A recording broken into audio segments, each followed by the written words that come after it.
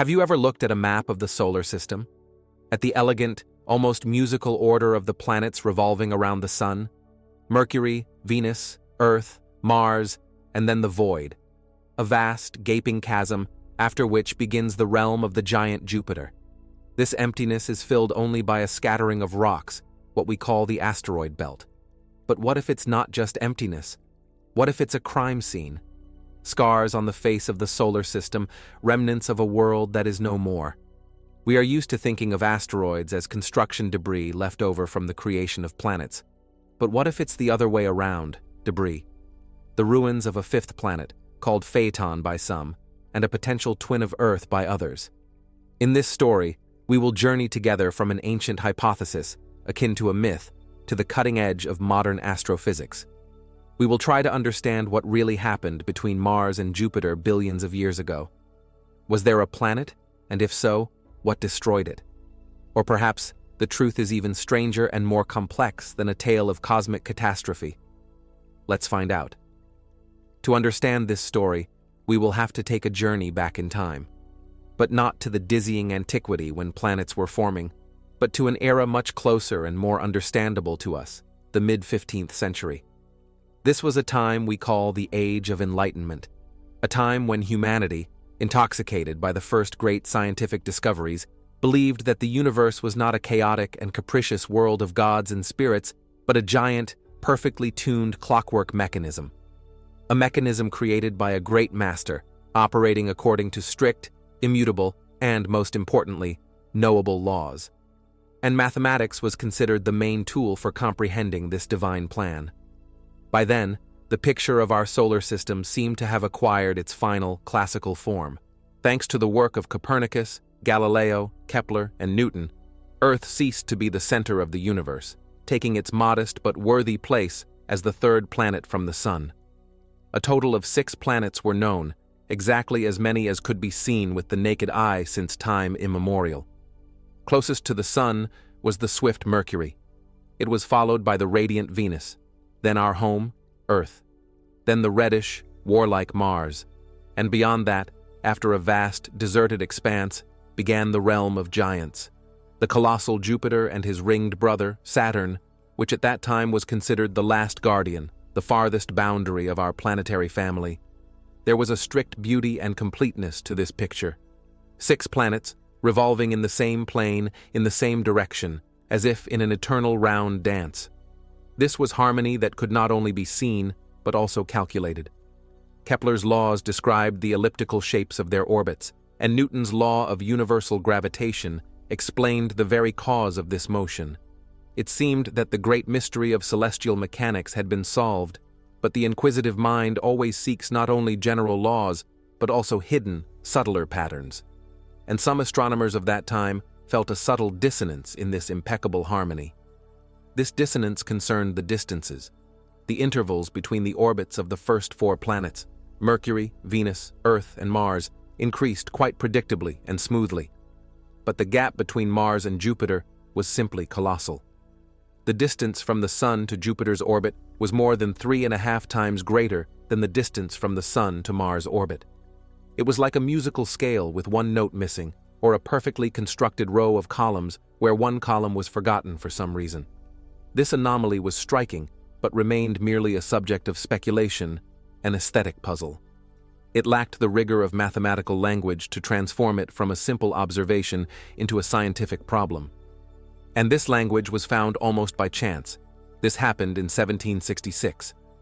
The German scientist Johann Daniel Titius, a professor of physics from Wittenberg, was translating a popular book by the French naturalist Charles Bonnet, titled Contemplation of Nature. It was a work typical of the Age of Enlightenment, full of rapturous admiration for the Creator's wisdom manifested in the order of the world. And so, in one of the notes to the text, Titius decided to share his own observation with the readers. It was not a fundamental theory, but rather an intellectual curiosity, an elegant numerical pattern he had discovered in the structure of the solar system. Let's follow his thought process together, without rushing, because its simplicity holds its magic. Titius proposed taking a very simple numerical sequence. Start with 0, then take 3, and then double each subsequent number. This gives 0, 3, 6, 12, 24, 48, and so on. Now, Titius said, let's add 4 to each of these numbers. Our sequence is transformed and becomes this: 4, 7, 10, 16, 28, 52, 100. And finally, the last step. Divide each resulting number by 10. We get the following series of numbers: 0.4, 0.7, 1, 1.6, 2.8, 5.2, and 10. At first glance, it's just a set of abstract digits. But for someone familiar with the astronomy of the 18th century, this series was like a revelation, because these numbers, with astonishing, almost frightening accuracy, coincided with the average distances of the planets from the Sun, if measured in astronomical units. Let me remind you that 1 astronomical unit is the average distance from the Earth to the Sun, taken as a standard. Let's check. The actual distance to Mercury is about 0.39 astronomical units. The formula gives 0.4, astonishingly close. For Venus, it's 0.72. The formula gives 0.7, again, almost perfect. For Earth, by definition, it's 1, and the formula also gives 1. For Mars, it's 1.52, and the formula gives 1.6. Another magnificent coincidence. For Jupiter, it's 5.2, and the formula gives the same number. For Saturn, it's 9.54, and the formula gives 10. A quite acceptable approximation for that era. This simple sequence, born from simple arithmetic operations, seemed to reveal some deep, encrypted code by which the solar system was designed. But this code had one obvious error, one flaw: the number 2.8. It stood in the sequence exactly in its place, between Mars 1.6 and Jupiter 5.2. Precisely where that gaping void was felt. According to this mathematical logic, a planet should have been orbiting at a distance of 2.8 astronomical units. But no matter how much astronomers peered into this region of the sky, they saw nothing but blackness and distant stars. At first, Titius's elegant observation went virtually unnoticed. It was buried in a translator's footnote in someone else's book. But a few years later, in 1772, it was discovered by Johann Elert Bode, director of the Berlin Observatory. Bode was not just a scientist. He was a brilliant popularizer and organizer of science, a man of great authority. He immediately grasped the full power of this idea. He was firmly convinced that this was not a game of chance, but a fundamental law of nature. Bode boldly included this pattern in his main work, an introduction to the knowledge of the starry heavens, making it accessible to the broad scientific community. True, he forgot to mention the name of its discoverer, Titius, which is why the rule entered history for a long time as Bode's law. He was so confident in his correctness that he wrote, "This regularity appears to be extremely remarkable. I have no doubt that a planet, not yet discovered, does indeed orbit in the space between Mars and Jupiter." Nevertheless, for almost a decade, this rule remained just a curious hypothesis. It was beautiful, elegant, but lacked the main thing: predictive power confirmed by practice. It was a mathematical pattern observed in hindsight, but everything changed on one March night in 1781. The English amateur astronomer, and by profession a musician and composer, William Herschel, was conducting his regular observations. He was not looking for planets. He was systematically compiling a detailed map of the night sky using a telescope of his own design, one of the best in the world at that time. And on March 13th, in the constellation Gemini, he noticed a strange object. It didn't look like a sharp point of a star. It was a small, dim disk. Herschel, being an experienced observer, assumed it was a comet. He continued his observations on the following nights and saw that the object was shifting against the background of fixed stars. This was definitely a body in the solar system. News of Herschel's comet discovery quickly spread across Europe. Astronomers across the continent turned their telescopes towards the new object to calculate its orbit. And here, they were met with a real shock. The object's orbit was almost circular, like a planet's, not elongated like a comet's. And it was incredibly far away, almost twice as far as Saturn. This was not a comet. It was a new seventh planet.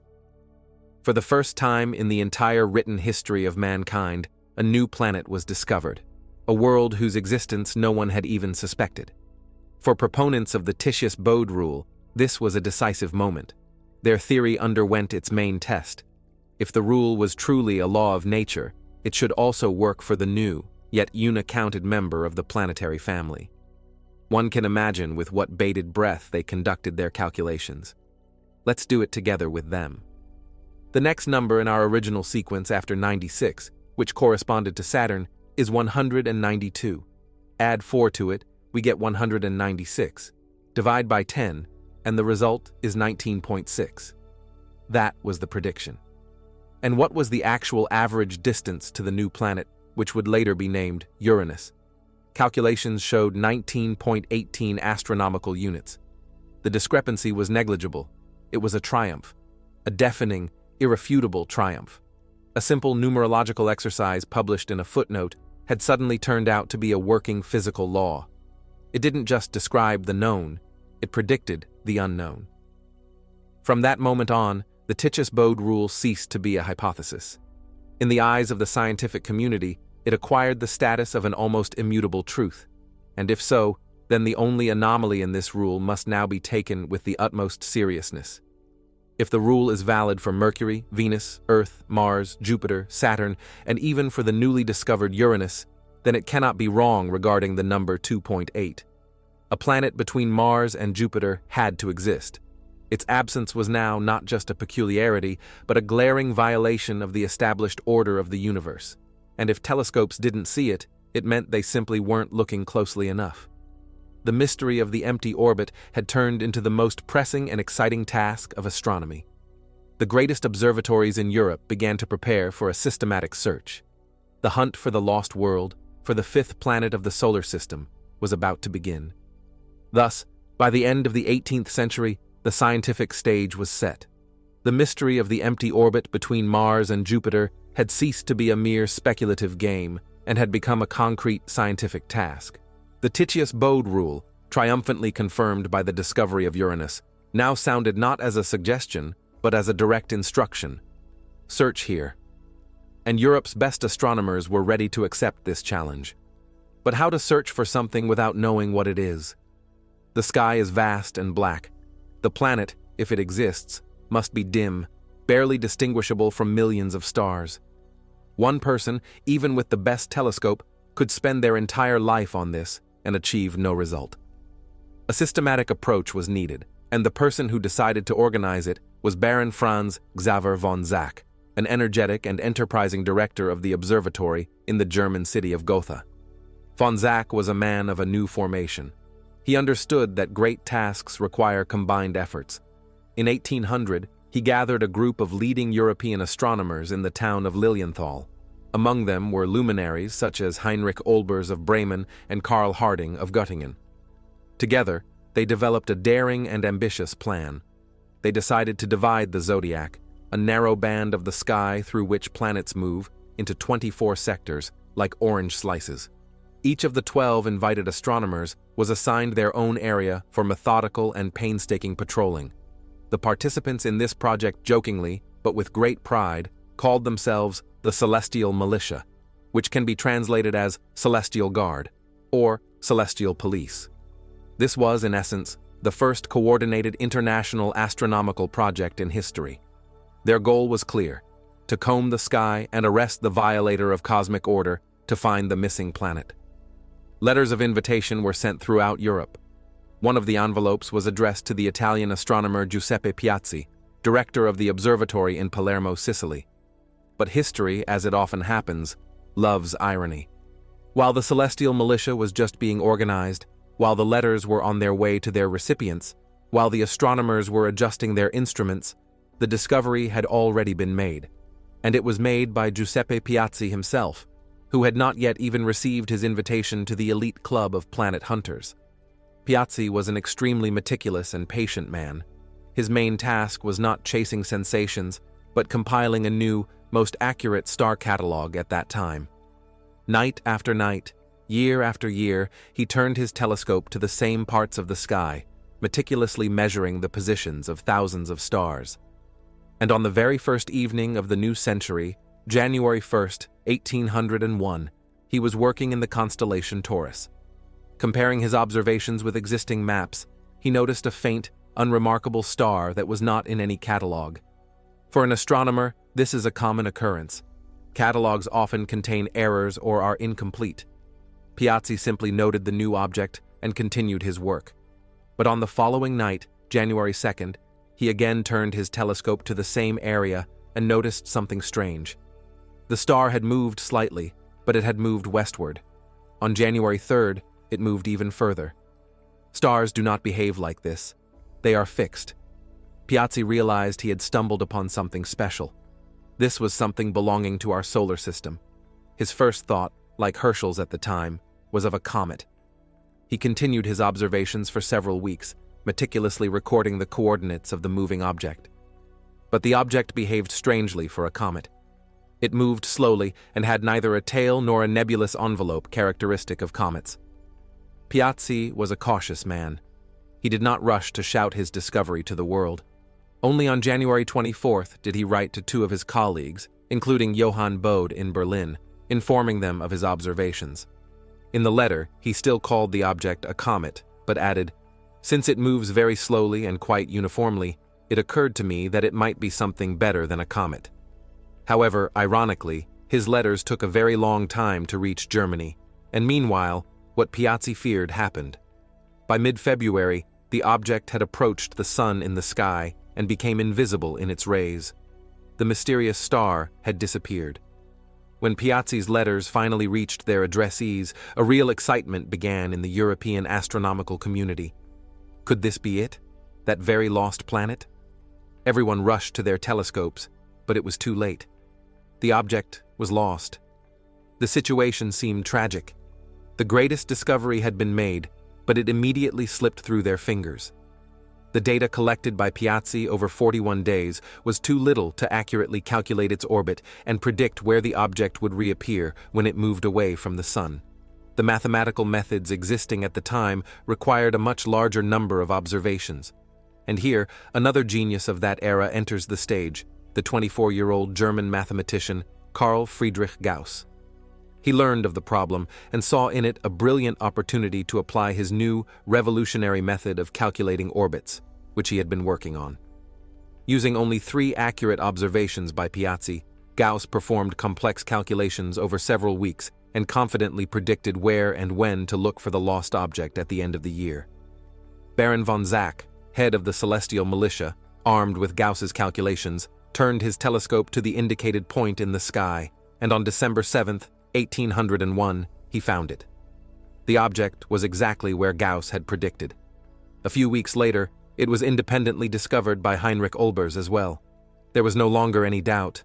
The lost world had been found. Universal rejoicing began. The Titius Bode rule was definitively confirmed. Piazzi, as the first discoverer, named the planet Ceres, after the ancient Roman goddess of fertility and patroness of Sicily. Calculations of its orbit showed that it revolved around the Sun at an average distance of 2.77 astronomical units. The prediction was 2.8. It was an incredibly stunning hit. It seemed that the great mystery was solved, and there were no more blank spots on the map of the solar system.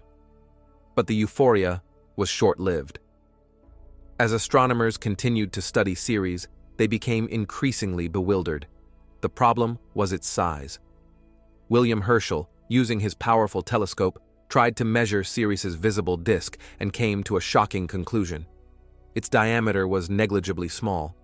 By his estimates, it was only about 320 kilometers. Even the most optimistic estimates by other astronomers gave no more than 1,000 kilometers. For comparison, the diameter of our moon is almost 3,500 kilometers. The diameter of the smallest known planet at the time, Mercury, is almost 5,000 kilometers. Ceres was tiny. Could this cosmic dwarf be the full-fledged planet everyone had been waiting for? It was like searching for a missing elephant and finding only a mouse. The mystery not only remained unsolved, but became even stranger.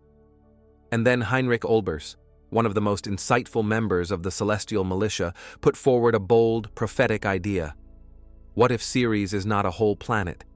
What if it is only one of many fragments left after some grand catastrophe that tore apart a real, large fifth planet in the past? If so, he reasoned, other fragments should be flying around nearby in a similar orbit. And Olbers began to search, and he found them.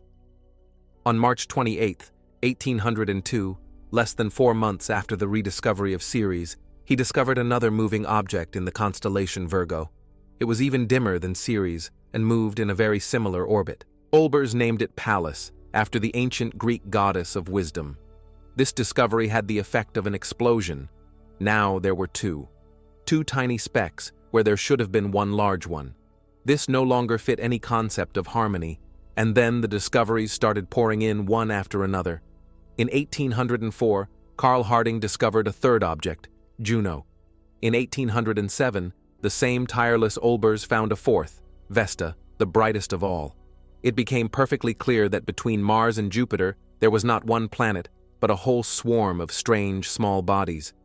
William Herschel, who had doubted Ceres's planetary status from the very beginning, realized that these objects needed a new term. He noted that even in his most powerful telescopes, they looked not like disks of planets, but like point sources of light, almost indistinguishable from stars. And he proposed calling them asteroids, from the Greek words aster, star, and eidos, form, meaning star-like. Thus, by the end of the first decade of the 19th century, the hunt for the fifth planet had reached its paradoxical conclusion. The planet was not found. Instead, astronomers discovered an entirely new class of celestial bodies, a whole belt of asteroids. The original question, where is the missing planet, changed to a new, much deeper, and more alarming one. Why are thousands of its fragments orbiting here, instead of one large planet? Olbers' idea of an exploded world, which initially seemed fantastic, now looked like the only logical explanation. The mystery of the empty orbit had turned into the mystery of a great cosmic catastrophe. By 1807, the astronomical community found itself in a completely new, paradoxical reality. The pursuit of one missing planet, which began with such a clear mathematical premise, led to the discovery of a whole swarm of strange, tiny worlds. Ceres, Pallas, Juno, Vesta. They were there, where they were supposed to be. Their orbits, on average, ideally corresponded to the prediction of the Titius Bode law, but there were too many of them, and they were too small. Instead of one slender column in the architecture of the solar system, a pile of rubble was discovered. This discovery did not provide an answer. It merely posed a new, much more complex question. What happened? How can this be explained? In this state of intellectual confusion, the figure of Heinrich Olbers again came to the forefront. He was not just a lucky observer who discovered Pallas and Vesta. He was a deep thinker, capable of seeing the big picture behind scattered facts. Even after the discovery of Pallas in 1802, he proposed an idea that initially seemed too radical, too catastrophic to many of his colleagues. But now, after the discovery of Juno and Vesta, this idea no longer seemed fantastic. It seemed the only logical explanation. Let us follow his train of thought. Olbers reasoned thus: we have an iron mathematical rule that has worked brilliantly for all known planets, including Uranus. This rule predicts the existence of one large planet at a specific distance from the Sun. Instead, we find many small bodies at this very distance. What is the simplest conclusion that can be drawn from these two premises? The conclusion suggests itself. The planet predicted by the rule long ago did indeed exist. It was there, in its rightful place, revolving between Mars and Jupiter. But then, as a result of some monstrous cataclysm, perhaps an internal explosion or a collision with a giant comet, this planet was completely destroyed, and what we observe now, Ceres, Pallas, and the other asteroids, are nothing more than its fragments, scattered but continuing to orbit in paths close to the orbit of their perished parent world. This hypothesis was both terrifying and elegant. It fit all the known facts like a key in a lock. It explained why the Titius Bode law still worked. It indicated the original position of the planet. It explained why we see a swarm of small bodies, not one large one. It even explained some of the peculiarities of their orbits, which, Olbers speculated, might intersect at one point, the very point in space where the catastrophe once occurred. The idea that worlds could not only be born but also die that the heavens were not a realm of eternal and unchanging harmony, was revolutionary for its time. It transformed the solar system from a perfect clockwork mechanism into a place where tragedies of truly cosmic proportions were possible. The hypothesis was formulated, but it had no name. And a great idea needs a great name that can capture the imagination. And such a name was found, coming not from dry scientific treatises, but from the depths of ancient Greek mythology. The unnamed hypothetical planet was christened Phaeton. To understand how accurate and poignant this name was, let us briefly step away from astronomy and delve into the world of ancient myths. Phaeton, according to legend, was the son of the sun god Helios.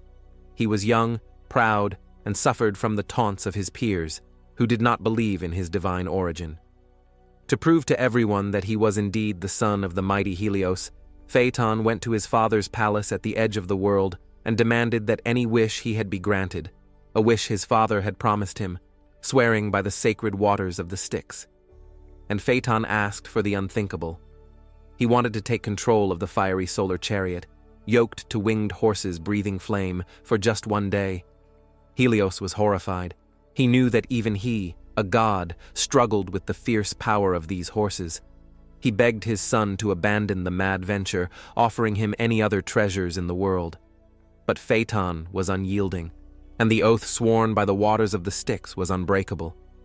With a heavy heart, Helios handed the reins to his son, giving him final instructions: not to drive the horses too hard, to stay on the beaten celestial road, not to rise too high lest he burn the heavens, and not to descend too low lest he scorch the earth.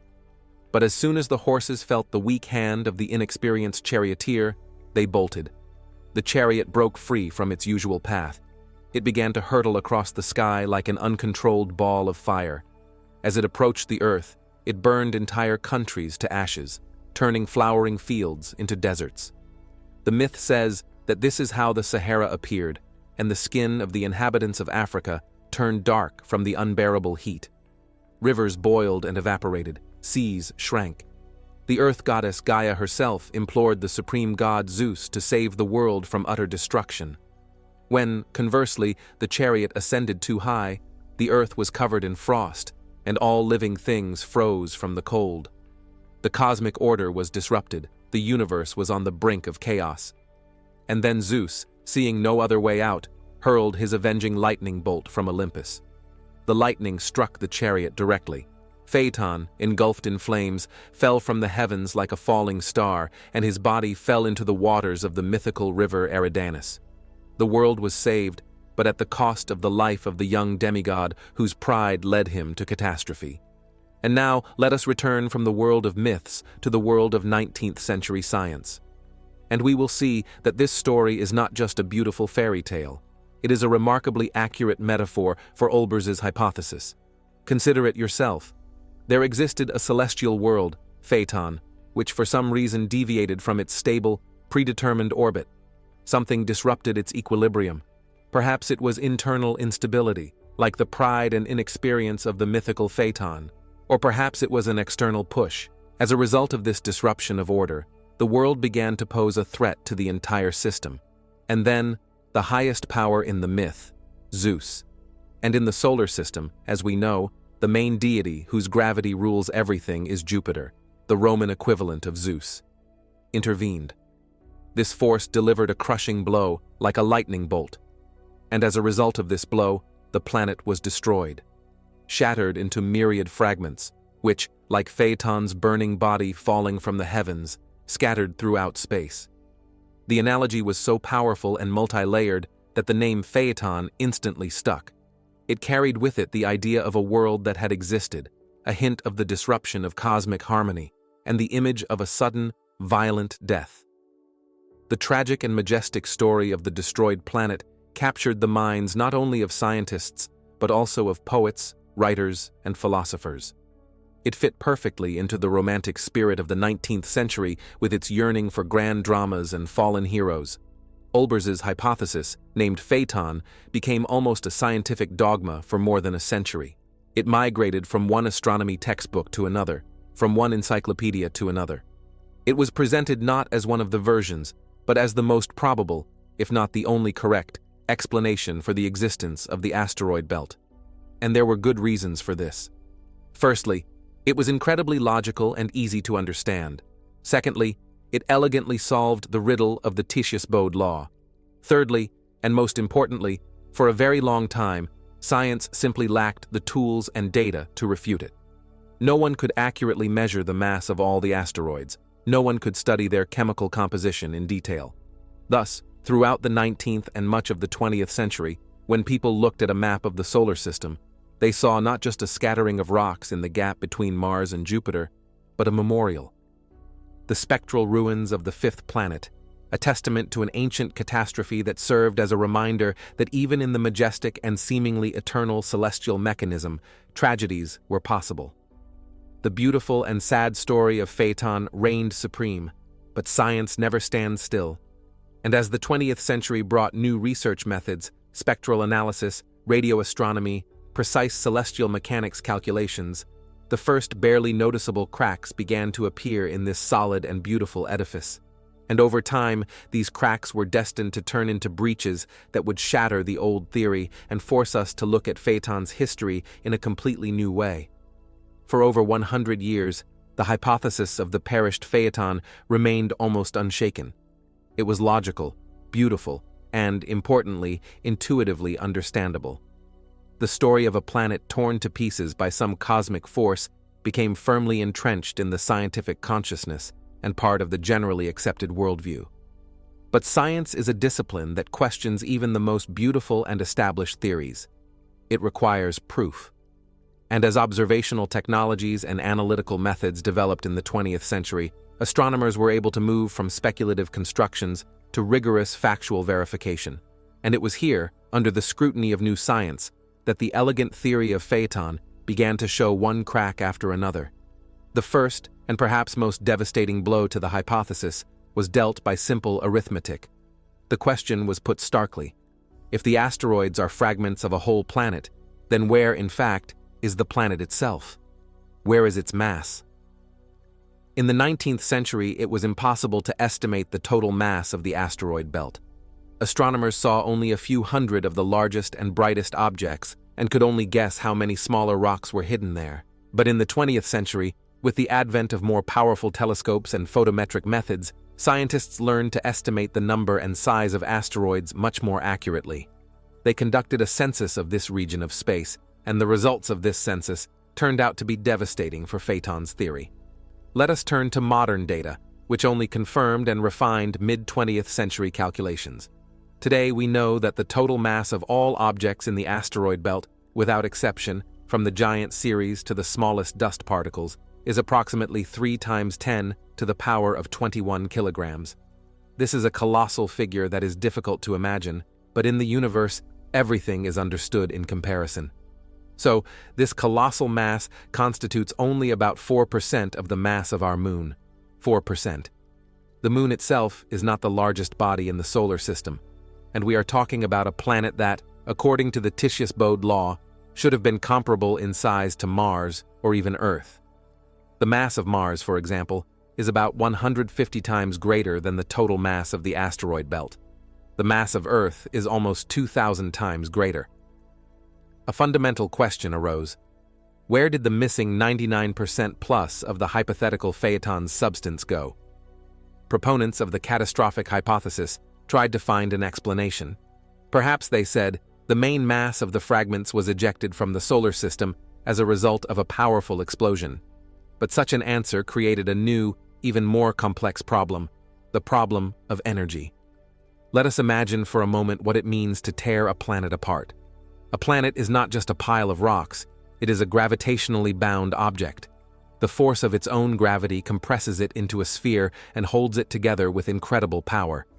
To overcome this force and scatter the fragments throughout space, so that 99% of them permanently leave the solar system, requires energy of truly unimaginable, almost apocalyptic scale. Energy that is many, many orders of magnitude greater than the simultaneous explosion of all nuclear weapons ever created by humanity. What processes could release such energy? Scientists began to consider options. Option 1: internal explosion. For example, some kind of nuclear chain reaction in the planet's core or a catastrophic volcanic process. But physics and geology tell us that such processes are simply impossible. Terrestrial planets do not explode from within like bombs. Their internal heat is released slowly over billions of years through volcanism and plate tectonics. They have no mechanism for the instantaneous, simultaneous release of all their energy. Option 2. Collision. Perhaps Phaeton collided with another rogue planet or a very large protoplanetary body. Such a scenario is, in principle, more likely, especially in the early chaotic stages of the solar system's existence. We know, for example, that our moon most likely formed as a result of the collision of the young Earth with an object the size of Mars. But even in this case, the result is not complete destruction. As a result of such a collision, computer simulations show 1 or 2 large objects are formed from a debris trail, most of which either falls back or enters a stable orbit, as happened with the moon. For a planet to be reduced to small pieces without a trace, the impact would have to be delivered by a body of comparable mass, traveling at colossal speed and at a very specific angle. The probability of such an event is astronomically low. Moreover, after such a collision, we would expect to see traces of this event, for example, very elongated, chaotic orbits of the fragments, and we see that most asteroids orbit in quite stable, almost circular orbits. Thus, neither the mass problem nor the energy problem found a satisfactory solution within the hypothesis of an exploded planet. But the strongest, one might say, knockout blow to Phaeton's theory was delivered not by astronomers, but by chemists and geologists who began to study the composition of asteroids. If Phaeton had been a fully formed planet the size of Mars or Earth, it would inevitably have undergone a process called planetary differentiation. This is a fundamental process in the life of any sufficiently large planet. Under the influence of gravity and internal heat, heavy elements like iron and nickel sink and gather in the center, forming a dense metallic core. Lighter silicate rocks float to the surface, forming a rocky mantle, and on the very surface, a thin crust of the lightest materials forms. Our Earth is a perfect example of such a differentiated body. So, if such a body were destroyed, what would we see in its fragments? We would see a clear division. We would find asteroids consisting of almost pure iron and nickel. These would be pieces of the core. We would find asteroids made of silicate rocks, similar to Earth's mantle, and we would find asteroids corresponding in composition to the mantle. That is, the asteroid belt would be a planet disassembled into parts, where each fragment carries information about which organ it came from. But when scientists began to study the chemical composition of asteroids using spectral analysis, they saw a completely different, much more chaotic picture. Yes, there are different types of asteroids in the belt. There are metallic M-type asteroids, rich in iron and nickel. There are stony S-type silicate asteroids. But in addition to them, and in much larger quantities, there are C-type carbonaceous asteroids.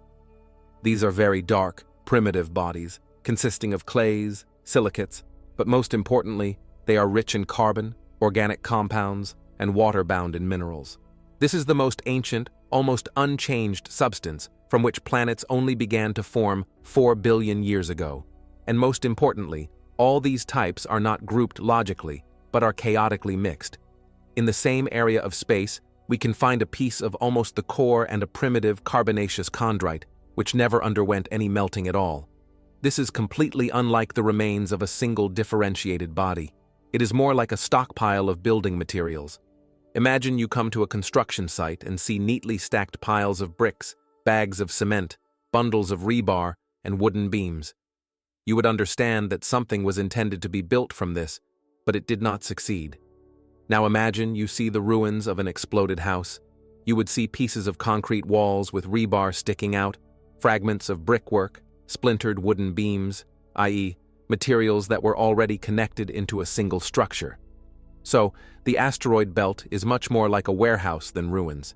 It is a set of pristine building blocks from which the house was never built. By the 1970s, the totality of this evidence, the lack of mass, the deficit of energy, and, most importantly, the chemical chaos, had rendered the hypothesis of the perished Phaeton practically untenable in the eyes of most scientists. It was beautiful, it was inspiring, But it did not stand up to the test of facts. It became clear that the story was not about a death, it was about something else. If Phaeton was not killed, then perhaps he simply failed to be born. This new question required a completely new answer, and scientists had to look for another suspect in this cosmic case, and their gaze inevitably turned to the largest and most powerful neighbor in the solar system, the giant Jupiter. By the 1970s, the hypothesis of the exploded Phaeton, like the mythical hero himself, had fallen from the heavens of scientific credibility. The arguments against it, the lack of mass, the energy deficit, and the chemical heterogeneity of asteroids, had become too weighty to ignore. The scientific community found itself at a crossroads.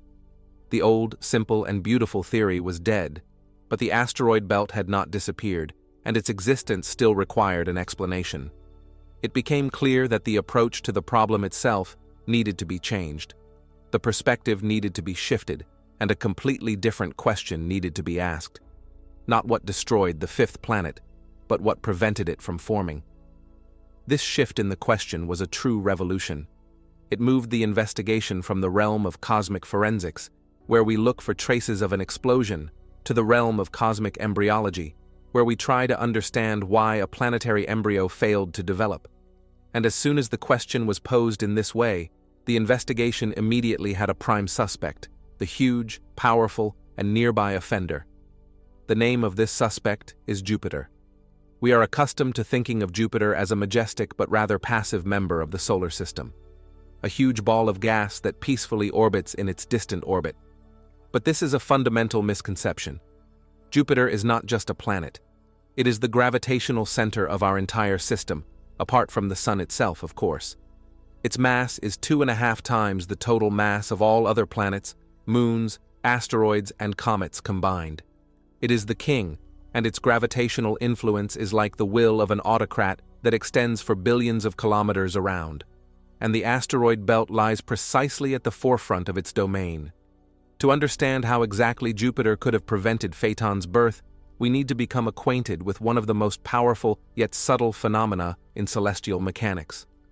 This phenomenon is called orbital resonance.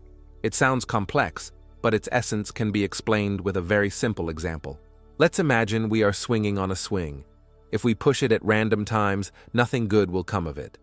We will sometimes dampen the motion and sometimes slightly help it, and the swing will not gain momentum as it should. But if we push it at a precisely determined moment, each time it reaches its highest point and momentarily pauses before moving back, our small but regular efforts will begin to add up. With each push, the swing will rise higher and higher. We have entered into resonance with its own period of oscillation, and now let's transfer this analogy to space. Imagine a small planetary embryo, planet Icarus, orbiting between Mars and Jupiter. And imagine Jupiter, which completes its orbit around the Sun in approximately 12 Earth years. If the orbit of our planet Icarus is such that it completes, say, exactly 3 orbits in the same time that Jupiter completes one, then it will be in a 1-to-3 resonance. This means that every 12 years, at the same point in its orbit, this planet Icarus will experience maximum gravitational attraction from the passing giant. It will receive a small, but strictly regular, gravitational kick. One such kick will do nothing, but on a cosmic scale, time flows differently. So, millions of years in a row. Every 12 years, at the same place, a push. These tiny gravitational influences accumulate in precisely the same way our efforts accumulate when swinging a swing. And the result is the same. The orbit of planetesimal Zimli begins to swing. It ceases to be stable and almost circular. It stretches out, becoming increasingly eccentric. And now imagine that in this region of space, not one, but billions of such Zimli planetesimals are rotating. At the dawn of the solar system, 4.5 billion years ago, there were enough of them to clump together into a planet the size of Earth. The process of planet formation, called accretion, is like making a snowball. You start with a small clump and gradually roll more and more snow onto it. This requires the snow particles to stick together rather than bounce off each other. In space, this means that Zimli planetesimals must collide at relatively low speeds so that their mutual gravity can combine them into one whole. But Jupiter, with its resonant influence, spoiled everything. It did not allow them to come together calmly and smoothly. By swinging their orbits, it turned this region from a cosmic cradle into a giant mixer or grinder. Planetesimals whose orbits became elongated and unstable began to cross the paths of their neighbors at enormous speeds, not 1 or 2, but 5 to 10 kilometers per second. At such speeds, collisions cease to be creative. They become destructive. Instead of clumping into a single body, Zimli planetesimals were shattered into even smaller fragments upon impact. The process of accretion went into reverse. Jupiter did not allow the dough to form a single lump. It constantly mixed and whipped it, not allowing anything large to form. Moreover, the unluckiest of these embryos, whose orbits were particularly strongly swung, were simply thrown out of this region, and some even beyond the solar system, becoming eternal cosmic wanderers. This theory sounds logical and convincing, but does it have any direct evidence? Not just calculations, but something we can see with our own eyes today? Yes, and this is perhaps the most elegant confirmation of the entire concept. The evidence is literally carved into the very structure of the asteroid belt. As early as 1866, the American astronomer Daniel Kirkwood, studying the distribution of asteroids known at the time, noticed a very strange thing. They were unevenly distributed. There were mysterious empty gaps in the belt, sort of crevices or hatches, where there were practically no asteroids. Kirkwood analyzed the positions of these gaps and discovered a striking pattern. All of them were located on orbits that were in precise resonance with Jupiter. For example, he found an empty zone on an orbit with a 1 to T resonance, where an asteroid would complete 3 orbits for 1 orbit of Jupiter. Another gap corresponded to a 2 to N resonance, another 3 to SE, and so on. These empty zones, which today bear the name Kirkwood gaps, are the smoking gun, direct and irrefutable evidence of Jupiter's destructive gravitational work. These are the scars left by its influence on the face of the solar system. Over billions of years, Jupiter methodically cleared out these resonant orbits, swinging and ejecting everything that fell into them. It acted like a gravitational shepherd, who does not allow his flock to enter certain forbidden zones. Thus, the picture became clear. Phaeton was not blown up. It simply was not allowed to be born. Jupiter, the giant elder brother, with its turbulent and powerful temper, did not even allow the younger one to come into existence. There was an abundance of material for building a planet, but the gravitational tyrant next door created such chaotic and unbearable conditions in this region that the creative process of accretion was replaced by the process of endless fragmentation and scattering. The asteroid belt is not the ruins of a completed building. It is an eternal construction site where the foreman was too boisterous, and the builders could not even lay the foundation. Phaeton's story turned out not to be a tragedy of murder, but a much subtler drama of unrealized potential. The theory of Jupiter's gravitational interference looked very convincing. It explained why a planet between Mars and Jupiter could not form and even provided direct evidence in the form of Kirkwood gaps. For a time, it might have seemed that the mystery of Phaeton was definitively solved, but scientists still had some uncomfortable questions. For example, this theory explained well why the asteroid belt consists of fragmented debris, but it did not fully explain its astonishingly low mass. Remember, only 4% of the Moon's mass. Calculations showed that even Jupiter's gravitational perturbations, located in its current orbit, would not be enough to clear more than 99% of the original material from this region. Something even more dramatic, something more large-scale, must have happened. And to understand what exactly it was, we will have to become acquainted with one of the most powerful tools of modern astrophysics, supercomputer modeling.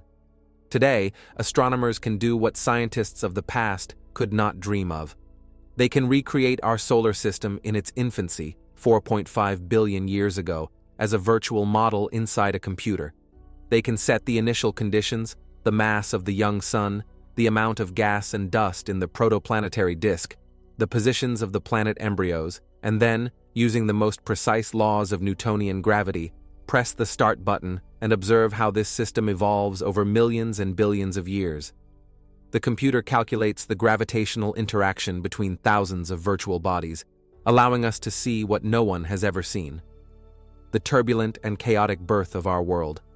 By running such simulations again and again, changing the initial parameters, Scientists try to find a scenario that will ultimately lead to the solar system we see today, with its planets in their current orbits, with an asteroid belt of precisely this mass and composition, and with its other features. It is a kind of cosmic archaeology on steroids. And so, at the beginning of the 21st century, these simulations began to tell us a completely new, astonishing story about the past of our system. A story in which planets were not static objects, but made grand journeys, migrating billions of kilometers. One of the most influential and successful models of this kind received the name the Grand Tack hypothesis, or in English, tack. The word tack is a nautical term meaning a change of course for a sailing vessel when it is sailing against the wind. And this model suggests that Jupiter, at the dawn of its existence, made precisely such a striking maneuver. Let's imagine the picture. 4.5 billion years ago, the giant planets Jupiter and Saturn had just formed from the dense gas dust disk surrounding the young sun. But they did not form where we see them today. Jupiter, according to this model, was born much farther from the sun, at a distance of approximately 3.5 astronomical units. But, interacting with the remnants of the dense gas disk, it began to lose orbital energy and, like a stone rolling downhill, began to move slowly but inexorably in a spiral inwards towards the sun. It was a majestic, and at the same time, terrifying sight. The gravitational king of the solar system was leaving his throne and embarking on a campaign into the inner regions. On its way, like a giant cosmic bulldozer, it passed through the very region where, at that time, our fifth planet was desperately trying to form from planetesimals, the hypothetical Phaeton. Its powerful gravitational field sowed indescribable chaos. It did not just swing the orbits of local bodies, as in the old model. It ejected them by the tens of thousands. It captured some, tore others apart, and sent third into a deadly dive towards the sun. According to the Grand Tack model, Jupiter continued its migration until it reached the orbit where Mars is now located, at a distance of approximately 1.5 astronomical units from the Sun. This would have been the end for all the terrestrial planets, including the young Earth. They would have either been swallowed by the giant or ejected from the system. But then the second giant, Saturn, came into play. It also migrated inward behind Jupiter, but at a slower speed. At some point, the two planets entered a powerful orbital resonance. Their gravitational fields locked together, and this interaction fundamentally changed the entire dynamic. It stopped Jupiter's inward movement and, moreover, reversed it. Like a sailboat catching a new wind, Jupiter tacked and began its long journey back to the outer solar system, dragging Saturn with it, until they occupied orbits close to their current ones. The consequences of this grand journey for the asteroid belt were catastrophic and at the same time explanatory. First, it perfectly solves the mass problem. Jupiter's passage back and forth through this region was so destructive that it literally swept up to 99.9% of the original substance from there. That is why the belt is so sparse today. Second, this model brilliantly explains the chemical medley we observe in the belt. Moving inward, Jupiter, with its gravitational plow, scooped up and carried away icy bodies from the outskirts of the solar system from the region where it itself was born. And moving back, it captured and scattered rocky bodies from the inner, drier regions throughout the belt. As a result, after Jupiter moved away, a chaotic mixture of bodies of completely different origins remained in the asteroid belt. Primitive water-rich carbonaceous asteroids from the outskirts and dry silicate asteroids from the inner regions. The very stockpile of building materials we see today was created by this great migration. Moreover, the Grand Tack model explains other mysteries. For example, why Mars is so small. Being in the path of the migrating Jupiter, it was deprived of most of its building material and could not grow to the size of Earth or Venus. This hypothesis is part of an even broader picture known as the Nice model, named after the city where it was first developed. This model describes the later migrations of all four giant planets, Jupiter, Saturn, Uranus, and Neptune, which led to another epoch of chaos known as the Late Heavy Bombardment, which left scars on the moon and all ancient surfaces in the solar system. What does all this mean for our story about Phaeton? It means that its fate was decided not just by passive proximity to Jupiter. Its non-birth was a direct consequence of one of the most turbulent and dynamic periods in the history of our planetary family. Phaeton found itself in the path of a migrating Titan, and it had no chance. Computer simulations have shown us that the solar system in its youth was not a quiet harbor, but a battlefield of giants. And the asteroid belt is not so much the graveyard of one planet, but a battlefield where the fate of the entire inner region, including our own Earth, was predetermined. Phaeton's story turned out to be just one act in a grand play about the great migration of planets. So, modern science has given us a clear and rather cruel answer to the question of the fate of the fifth planet. It was not torn apart by a mysterious explosion. It did not perish as a result of an epic collision. Its story, Vesta, turned out to be more prosaic and at the same time more tragic. It simply was not allowed to be born. Jupiter's great migrations turned its cradle into a combat zone, where any planet embryo was doomed to destruction. Phaeton's story is a story of unrealized potential, but it forces us to ask a new, this time completely hypothetical, but no less exciting question. What if? What if history had gone according to a different scenario? Let's imagine for a moment an alternative universe in which Jupiter formed a little further away or remained in its stable orbit, not undertaking its destructive campaigns. What if the process of accretion in the asteroid belt had not been interfered with? What planet could have arisen there? What world did we lose?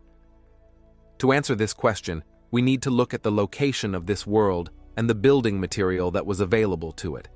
And this is where the most interesting part begins. It turns out that the hypothetical Phaeton had every chance of becoming not just another planet, but perhaps a second world after Earth, potentially habitable. The first key factor is its location. Phaeton's orbit, as we recall, should have been at a distance of approximately 1 astronomical unit from the Sun. In the modern solar system, this is a rather cold place, but we need to go back 4.5 billion years. Then the young Sun was approximately 30% dimmer than it is now, and this means that all the temperature zones in the system were shifted closer to the star. Astronomers operate with two important concepts. The first is the so-called habitable zone, or Goldilocks zone. This is a range of distances from a star where conditions on the surface of a planet with a suitable atmosphere allow water to exist in liquid form. Not too hot, so it doesn't boil away, and not too cold, so it doesn't freeze forever. In the young solar system, this zone was narrower and located closer to the Sun, and Phaeton's orbit most likely ran along its cool outer edge. But there is a second, even more important concept for the formation of life as we know it. This is the snowline. The snowline is an imaginary boundary in the protoplanetary disk, beyond which the temperature is so low that volatile compounds, and primarily water, can condense and exist as solid ice particles.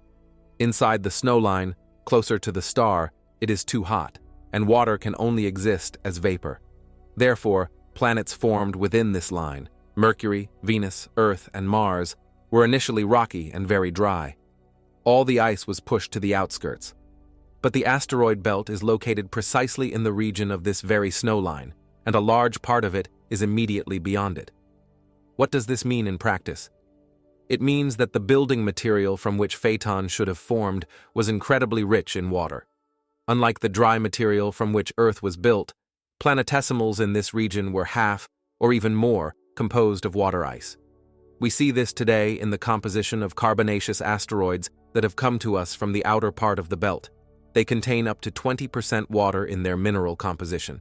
So what kind of world could have resulted from such material? Let's try to imagine it. If accretion had been successful, then from all the material that, according to estimates, was originally in this region, and there was enough of it to form a planet 2 to 3 times more massive than Earth, a giant planet would have formed, but not a gas giant like Jupiter, but an Earth-type planet, only much larger and more massive than ours. Perhaps it would have been a so-called super-Earth. Such a mass would have had important consequences. First, the planet would have been geologically active. Greater mass means a larger amount of radioactive elements in the interior, which, by decaying, generate heat. This heat would have kept the planet's core molten for billions of years. A liquid metallic core, in turn, would have created a powerful magnetic field. a reliable shield protecting the atmosphere and any potential life on the surface from the destructive solar wind and cosmic rays. Active interiors would also mean the presence of plate tectonics and volcanism. Volcanoes would constantly release gases into the atmosphere, including greenhouse gases like carbon dioxide. And here we come to the most interesting part. Being on the cold outskirts of the habitable zone, Phaeton risked turning into an ice ball. But a powerful atmosphere, created by volcanic activity and rich in greenhouse gases, could have created a stable greenhouse effect on the planet. This effect, which led to catastrophic overheating on Venus, could have played a saving role here. It would have wrapped the planet like a blanket, raising its average temperature to a level sufficient for the existence of liquid water. And there would have been a lot of water on Phaeton. Recall what material it was made of. If on Earth water constitutes only a negligible fraction of the planet's total mass, about 1%, then Phaeton, formed from water-rich Zimli planetesimals, could have consisted of water by tens of percent. Most likely, it would have been an ocean world, a planet completely covered by a global ocean, the depth of which could have been hundreds, if not thousands, of kilometers. Perhaps under this ocean, there would not even have been a solid surface familiar to us, but only exotic forms of high-pressure ice. So what do we have? We have a portrait of a world completely unlike Earth, but possessing all the key ingredients for life. A massive planet with strong gravity, capable of retaining a dense atmosphere, a powerful magnetic field to protect against radiation, active geology ensuring the circulation of matter and a greenhouse effect, and most importantly, a colossal, unimaginable amount of liquid water. Moreover, Phaeton's building material, as we know from meteorites, was rich not only in water, but also in complex organic molecules, amino acids, sugars, heterocyclic bases. These were the very building blocks of life that would have been delivered to the planet in abundance from the very moment of its birth. We lost not just a rocky ball, we lost a potential ocean world that had every chance of becoming the second cradle of life in the solar system. Perhaps life there would have been completely different, adapted to the conditions of an eternal global ocean, perhaps existing near underwater hydrothermal vents. We will never know, but the possibility itself is breathtaking. Jupiter, in its grand migrations, not only cleared the construction site, it erased a world from the solar system map that could have become its second jewel. And as we will see further, this unrealized potential had the most direct and unexpected consequences for our own planet. Up to now, our reasoning about the early solar system, the composition of the protoplanetary disk, and the potential appearance of Phaeton has been based on theoretical models and data obtained remotely using telescopes. These are powerful tools, but they always leave room for doubt. But what if we had the opportunity to touch that ancient world, to get our hands on a sample of the very building material from which Phaeton should have been built 4.5 billion years ago? It sounds like science fiction, but in reality, it happens constantly. These samples fly to us themselves from the heavens, and we call them meteorites. Most meteorites we find on Earth are not random cosmic wanderers. Their chemical and isotopic analysis points to their origin with high precision. They are fragments of asteroids from the main belt, ejected from there as a result of collisions and gravitational perturbations by the same Jupiter. For millions of years, they wandered through space until their trajectory accidentally intersected with Earth's. Each such stone, found in the desert or in the ice of Antarctica, is not just a stone, it is a time capsule. It is a message from the very era and the very place that interests us. It is material evidence in the case of the unborn planet. Among the entire variety of meteorites, there is one class that is of special, incomparable value to scientists. These are so-called carbonaceous chondrites. They are called that because they contain small, millimeter-sized melted spheres, chondrules, which are considered the oldest solid particles in the solar system. But their main property lies elsewhere. They are the most primitive, oldest, and least altered objects we know. They have never been part of a large body, have never undergone melting or geological processes. Essentially, this is a frozen fragment of the very gas-dust cloud from which the sun and all the planets were born, compressed into stone. Studying a carbonaceous chondrite is like reading the first untouched page in the history book of the solar system. And on September 28, 1969, a deafening roar echoed in the sky over the small Australian town of Murchison, and a rain of dark, resin-smelling stones fell to the earth. This was the Murchison meteorite, one of the most famous and well-studied carbonaceous chondrites. Its fall was a true gift from heaven for science because it was collected very quickly, before terrestrial microorganisms and chemistry had a chance to heavily contaminate it. And what scientists discovered inside this unimpressive-looking black stone forever changed our understanding of the origin of life. In laboratories around the world, the Murchison meteorite was subjected to the most thorough analysis, and it began to reveal its secrets. Not only simple organic molecules were found in its composition, amino acids were found within it, the very building blocks from which all proteins are built on Earth, the basis of all our life. At first, scientists were skeptical. Perhaps it was terrestrial contamination. But further analysis showed that, firstly, the meteorite contained both left-handed and right-handed isomers of amino acids, whereas terrestrial life uses exclusively left-handed ones. Secondly, and this is the most astonishing part, a total of over 92 different types of amino acids were identified. Of these, only 19 are found in the Earth's biosphere. The remaining 73 were absolutely alien, extraterrestrial. This was irrefutable proof. Complex organic matter, the building blocks for life, is not a unique invention of Earth. It forms in space, in cold gas dust clouds, and is abundantly present in asteroids. But this was just the beginning. In addition to amino acids, other molecules key to life were found in the Murchison meteorite and other carbonaceous chondrites. Nitrogenous bases, which make up our DNA and RNA, sugars, fatty acids, the entire basic set of biochemical components. It turned out that the building material for Phaeton was not just a mixture of stone and ice. It was saturated with complex prebiotic organic matter. It was, in essence, a ready-made nutrient medium, a primordial soup that was simply waiting for the right conditions, liquid water and an energy source, to kickstart chemical evolution. What about water? Can meteorites tell us anything about it? They can. And this is another fascinating part of the story. Of course, there is no liquid water in the stones themselves, having passed through the atmosphere, but carbonaceous chondrites contain clay minerals such as serpentine and montmorillonite.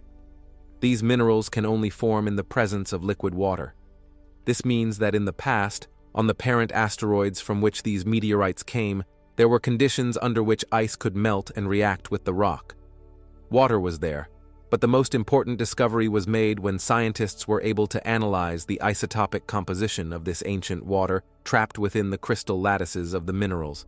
As is known, water consists of oxygen and hydrogen, but hydrogen has a heavier isotope, deuterium.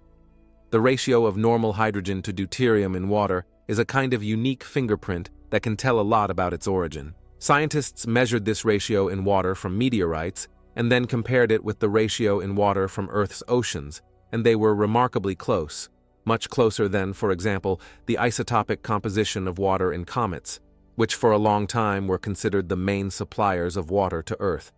And here, all the pieces of the puzzle come together into a single grand picture. Let's connect the facts. First, meteorites are direct samples of the substance from which Phaeton should have formed. Second, these meteorites prove that this material was extremely rich in water.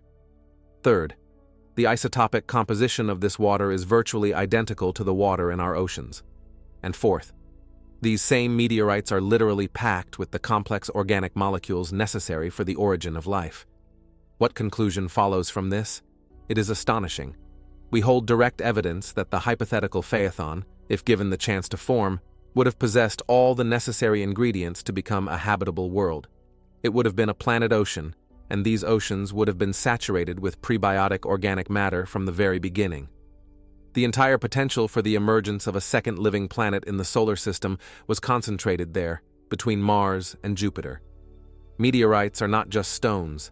They are fragments of an unfulfilled dream. Every time we see a dark, melted piece of carbonaceous chondrite in a museum, we must understand that we are looking at ruins. Not the ruins of an exploded planet, as Olbers thought, but the ruins of a great opportunity. These small messengers from the past tell us not so much about death as about non-birth. And as we will soon see, This non-birth had the most direct and important consequences for the emergence of life here on our planet. The story that meteorites tell us is breathtaking. They are like individual torn pages from a book about an unborn world. But what if we could read not individual pages, but entire chapters? What if we could travel there, to the asteroid belt, and study not small fragments, but the largest of the surviving building blocks? Study those objects that were halfway to becoming the core or mantle of a future planet, but whose growth was halted by the gravitational tyranny of Jupiter. For a long time, this was just a dream, but at the beginning of the 21st century, this dream became a reality. In 2007, the National Aeronautics and Space Administration of the United States of America, NASA, launched one of the most ambitious and elegant interplanetary missions in its history. The spacecraft was given the very symbolic name Dawn, which translates as dawn. Its goal was to shed light on the very dawn of the solar system, and the task was unique: to be the first spacecraft to orbit not one, but two celestial bodies beyond the Earth-Moon system. And these two bodies were not chosen randomly. They were the two giants of the asteroid belt, its two most massive inhabitants, the asteroid Vesta and the dwarf planet Ceres. Why specifically them? Because Vesta and Ceres are like two different paths, two different scenarios for the development of a planetary embryo, frozen in time. They are the two main witnesses in the case of the failed Phaeton. By studying them, scientists hope to understand what exactly happened in this region 4.5 billion years ago. The first target of the Dawn spacecraft was Vesta. After a 4-year journey in 2011, the spacecraft arrived at this giant asteroid with a diameter of over 500 kilometers. And what it saw there was astonishing. Vesta turned out to be not just a shapeless lump. It was a complex, geologically developed world. The data transmitted by Dawn confirmed what scientists had inferred from the analysis of meteorites, which are considered fragments of Vesta. In the distant past, Vesta was hot enough to begin the process of differentiation. It formed a dense iron-nickel core and a rocky silicate mantle. In essence, Vesta is a frozen planetary embryo. It began to develop along the same path as Earth or Mars, but its growth was interrupted. The gravitational chaos created by Jupiter deprived it of building material, and it remained a dwarf, frozen halfway to its planetary status. Vesta is a dry, rocky world, a clear demonstration of what the skeleton of Phaeton, devoid of water and volatiles, might have looked like. After spending over a year in orbit around Vesta and creating a detailed map of its surface, in 2012, Dawn performed an unprecedented maneuver. It engaged its ion engines, left the orbit of one world, and embarked on a new 2.5-year journey to another. Its destination was Ceres, the queen of the asteroid belt, the largest object in this region, with a diameter approaching 1,000 kilometers. Since 2006, it has officially held the status of a dwarf planet, like Pluto. When Dawn approached Ceres in 2015, the images it began to transmit to Earth made scientists and space enthusiasts worldwide hold their breath. Against the backdrop of Ceres's dark, crater-pocked surface, unnaturally bright, dazzling white spots shone. A group of such spots in the 92-kilometer Achater crater stood out particularly. What was this? Ice, volcanic rock, signals from an extraterrestrial civilization, as some joked. The mystery of these spots became the main intrigue of the mission. After spending several years in orbit around Ceres, descending lower and lower and analyzing its surface with its spectrometers, Dawn finally solved the mystery. The bright spots turned out to be salt deposits, mainly sodium carbonate, essentially ordinary calcined soda. On Earth, such deposits form when mineral-rich water surfaces and evaporates, leaving behind a salt crust. This was direct evidence that liquid water exists, or at least existed very recently in geological terms, in Ceres' interior. The picture that emerged from the mission data was astonishing. Ceres, unlike the dry and rocky Vesta, turned out to be a water-rich world. It consists of ice and rock in roughly equal proportions. Its low density indicates that up to 40% of its volume could be water. Scientists concluded that a vast reservoir is hidden beneath Ceres' icy crust. It might not be a global ocean in the conventional sense, but rather a thick layer of salty, viscous mud or brine. The heat needed to maintain this liquid is generated by the decay of radioactive elements in its rocky core. And the bright spots in the Achater crater are the trace of a recent event. About 20 million years ago, a large asteroid collided with this location. The impact pierced the icy crust, and under pressure, a flow of salty water from the deep reservoir gushed to the surface. In the vacuum of space, the water quickly evaporated, and the salts remained, forming these shimmering deposits. This process, where not molten lava, but cold or warm water erupts onto the surface of an icy world, is called cryovolcanism. And Ceres, it turns out, is a geologically active world where cryovolcanoes have been active quite recently. What does this story tell us? It tells us that even in the form of fragments, in the form of unfinished protoplanets, the material of the future fifth planet was capable of generating water worlds. Ceres is a ghost of Phaeton's oceans. It is living geological proof that our hypothetical ocean world is not just a beautiful fantasy, but a scientifically based extrapolation based on the properties of the largest surviving fragment. If even on such a tiny dwarf planet as Ceres there was enough heat to maintain a subsurface ocean, then one can only imagine what conditions could have existed on a full-sized planet like Earth, assembled from the same material. The Dawn mission allowed us to look into the past and see two alternative paths. Vesta represents the path of dry formation, typical of inner planets, while Ceres represents the path of wet formation, rich in water and organic matter. Phaeton, if it had been born, would have combined the best of both worlds, the mass and geological activity of a rocky planet, and the colossal reserves of water and volatiles that we see on Ceres. The journey to these two worlds not only did not dispel the dream of a water world twin of Earth, but also gave it a solid scientific foundation. Our investigation into the mystery of Phaeton has led us to a rather clear and dramatic picture. We see a world that had incredible potential, a world born in the right place from the right material, rich in water and organic matter. A world that had every chance of becoming a planet ocean, a second cradle of life in the solar system. And we see the reason why this world never came into being, the gravitational tyranny of the young and very mobile Jupiter. At first glance, this is a story of pure loss, a story of a great opportunity irrevocably missed. It seems that the solar system could have been twice as rich in potentially habitable worlds, but due to the turbulent nature of one of the planets, it ended up poorer. But what if I told you that this viewpoint, however logical it may seem, could be fundamentally wrong? What if Phaeton's failure was not just a tragedy, but a necessary critical condition for the success of another world? What if, for life to flourish here, on the third planet, the fifth planet had to fail? Here we approach the deepest and perhaps the most beautiful paradox in this entire story. Let's return to the picture of chaos that we painted in the previous chapters.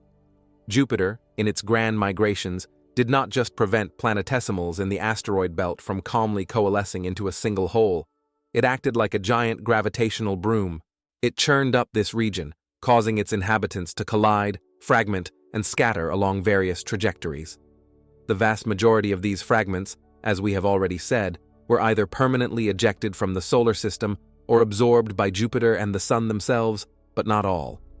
A significant portion of this material was ejected not outwards, but inwards, towards the young terrestrial planets. Jupiter's gravitational field, like a giant's hand, scooped up asteroids rich in ice and organic matter and hurled them towards Mercury, Venus, Earth, and Mars. As a result, an era of bombardment of unprecedented scale began in the inner solar system.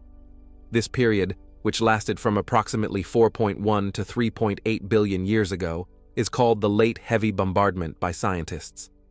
This is not just a hypothesis. We see its traces everywhere. The enormous ancient craters covering the surfaces of the Moon, Mercury, and Mars are scars left by that very epoch. Our Earth, being a much larger target, must have undergone even more intense bombardment. We do not see most of these craters today only because our planet's active geology, plate tectonics, erosion, and volcanism have erased almost all traces of that ancient war over billions of years. But they were there. At first glance, such bombardment is sheer hell. It is difficult to imagine conditions less conducive to the origin of life. Oceans, if they had already managed to form, must have literally boiled from the energy of the impacts.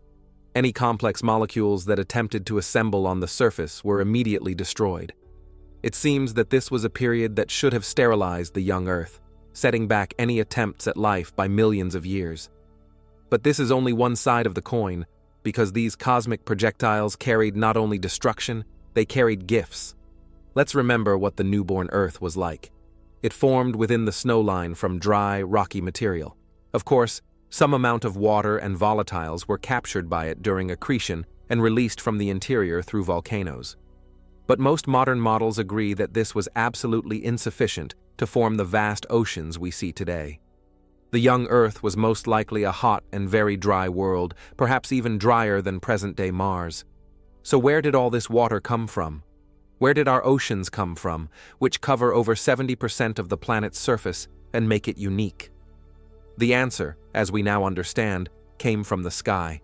It was precisely those asteroids and comets, ejected from the Phaeton region and the outskirts of the solar system by Jupiter's gravity, that became the great delivery system that watered our planet. Each icy asteroid that crashed into Earth was like a giant water tank delivered from beyond the snowline. Millions of years of this bombardment, and the hot, dry ball gradually turned into a blue planet ocean, and they delivered not only water. Let's recall the composition of carbonaceous chondrites.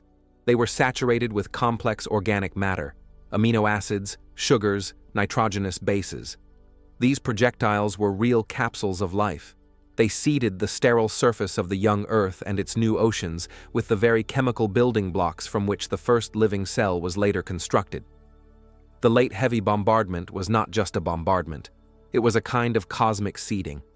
And here we come to the formulation of the paradox. Let's imagine for a moment that Phaeton had indeed formed. It would have become a massive planet, possibly larger than Earth. With its powerful gravity, it would have trapped almost all the water and organic matter in its region. It would have become the great water world we contemplated, and the asteroid belt, as we know it, simply would not have existed. Consequently, there would have been no material for the late heavy bombardment. There would have been no one to deliver water and organic matter to Earth. What does this mean? It means that Earth most likely would have remained a dry desert world, similar to Venus, but without its dense atmosphere, a world where oceans would never have appeared. And without liquid water, as we understand it, Earth-type life is simply impossible. This leads to an astonishing, almost philosophical picture. For life to originate on one planet, another potentially habitable planet had to be sacrificed. Phaeton's non-birth was not just an accidental event. It was a necessary condition for the birth of life on Earth. The chaos orchestrated by Jupiter in the asteroid belt was not senseless destruction. It was creative chaos that redistributed vital resources throughout the solar system, turning one dry world into a flourishing oasis at the expense of another that was never destined to blossom. We exist not in spite of this ancient catastrophe, but thanks to it. Our oceans, our atmosphere, the very chemical basis of our bodies, all of this is largely a legacy of that unborn world. We are made of stardust, as Carl Sagan liked to say, but it might be more accurate to say that we are made of Phaeton's dust. And in this sense, its story is not a story about a distant and alien world. It is our own backstory. The story of Phaeton, as we have seen, is not just a local drama that unfolded billions of years ago in our corner of space. It turned out to be intricately woven into the history of the origin of our own planet and possibly life itself.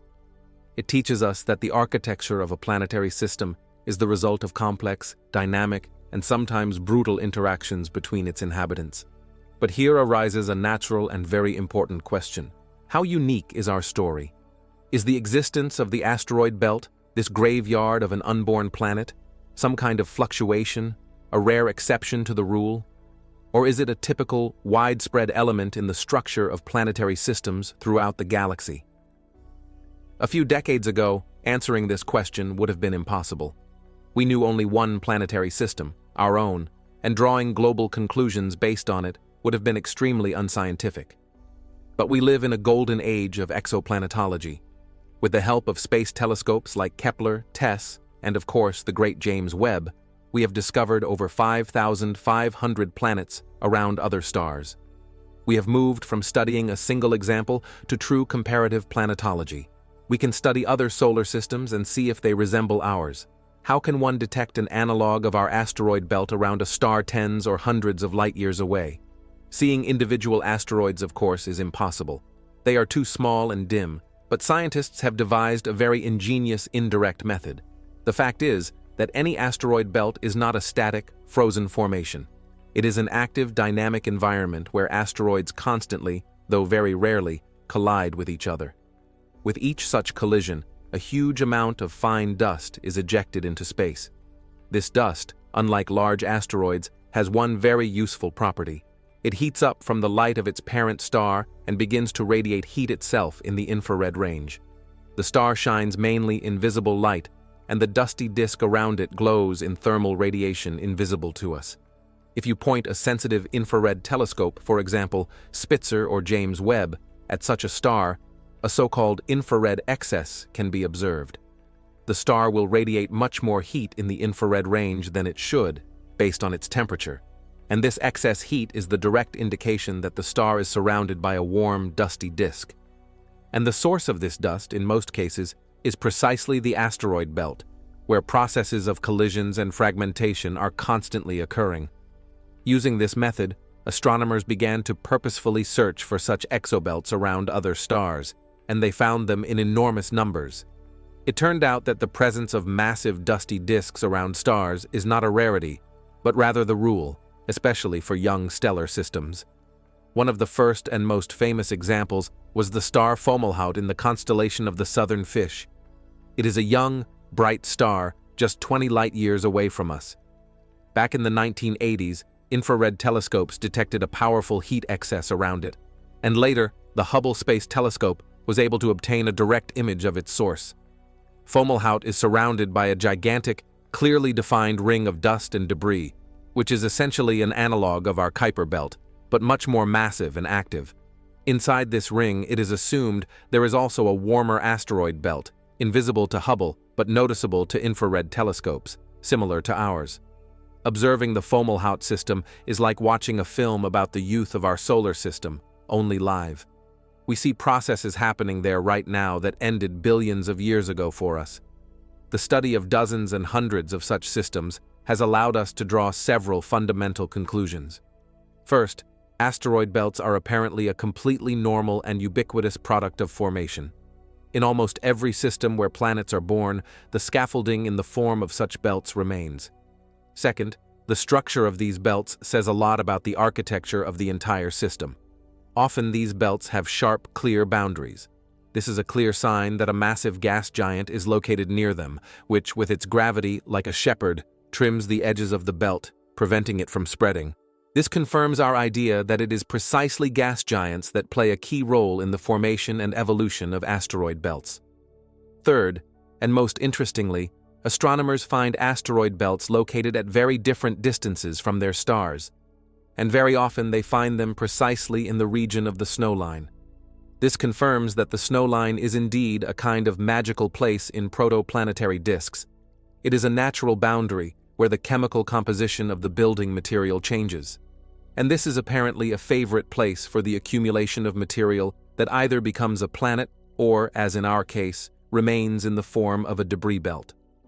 What does all this mean for our story about Phaeton? It elevates it from a unique event to the level of a universal cosmic process. It seems that many, if not most, planetary systems in the galaxy have their own Phaetons, unborn or destroyed worlds, represented today in the form of asteroid belts. In each such system, there is likely its own giant, its own Jupiter, which played the role of a destroyer, or, more accurately, a failed midwife. This is a new area of research, which can be called galactic archaeology, allowing us to see our own history in a broad context. Our solar system is no exception. The dramatic story of birth and non-birth, of creative chaos and planetary migration, is apparently the standard scenario for the play called the formation of a planetary system. By studying these distant worlds, these ghostly rings of dust around alien suns, we are ultimately studying ourselves. We are looking for common laws and patterns that govern the birth and death of worlds. And every newly discovered exobelt of asteroids is another echo of Phaeton's story, reaching us across the abyss of space and time, reminding us that our fate is just one of countless variations on a universal cosmic theme. And so we have come to the end of our long journey. It began with a simple glance at a map of the solar system, with a feeling of some irregularity, with a question about the empty space between Mars and Jupiter. We started our journey in the 15th century with astronomers who, armed with an elegant mathematical formula, set off in search of a lost world. We went through the delight of the first discoveries, through the disappointment when, instead of one large planet, only a scattering of small stones was found. Then we delved into the world of ancient myths and saw how the beautiful and tragic hypothesis of the planet Phaeton, destroyed as a result of a grand catastrophe, was born. This idea reigned supreme for more than a century, offering a simple and understandable explanation. But science does not stand still.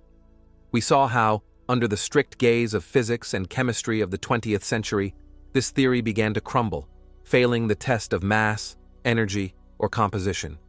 And this led us to a completely new, more complex, and much deeper picture. We realized that Phaeton most likely was not killed. It simply was not allowed to be born. We met the main culprit of this drama, the mighty Jupiter, whose gravitational perturbations and grand migrations in the past turned the cradle of the fifth planet into a zone of eternal chaos. We saw how supercomputers allowed us to peer into this turbulent past and recreate a picture of the great migration of planets. Armed with this new knowledge, we allowed ourselves to reflect on what this unborn world might have been like.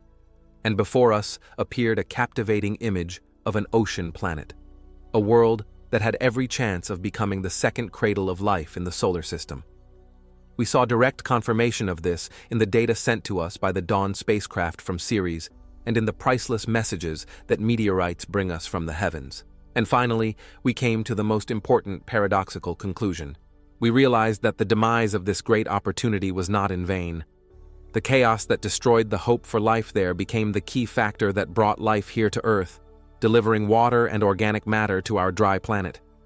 Phaeton's failure became the guarantee of our own success, and by looking at other stellar systems, we realized that our story is most likely not unique, but is just one variation on the universal theme of the birth and death of worlds. So what is Phaeton in the end? Today we understand that it is not so much the name of a specific, actually existing planet, as the name of a great idea. This concept is a symbol of unrealized potential, which, as we now know, exists in any planetary system.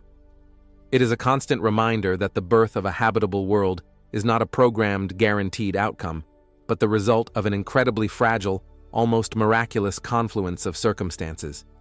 It is the result of a delicate balance of forces that can be disrupted at any moment by the gravity of a giant neighbor, a random collision, or a change in the luminosity of the parent star. The asteroid belt, therefore, is not just a cemetery, but also a cradle. A cemetery for the dream of a fifth planet, but a cradle for life on the third. This emptiness on the map of the solar system, which intrigued astronomers of the Enlightenment, turned out to be filled with profound meaning. It tells us not about a distant and alien world, but about ourselves, about our own origin, about the randomness and fragility of our existence. The story of Phaeton teaches us to look at the universe not as a static backdrop, but as a living, breathing, constantly changing organism, where the fates of worlds are closely intertwined, where the birth of one can be the consequence of the death of another. And this, perhaps, is the main legacy of the unborn planet. Next time you look at the night sky, at the scattering of stars, remember this story. Think about how many more such almost Earths are scattered across our galaxy in the form of dark, cold asteroid belts. How many more worlds never got their chance because their Jupiter turned out to be slightly closer or slightly more massive than necessary? And what does this tell us about the incredible value of our own, such a lucky, such a fragile, and perhaps such a lonely world? Reflecting on this, I believe, is the most worthy monument to Phaeton.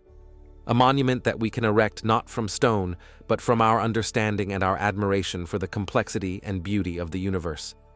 Thank you for embarking on this journey with me.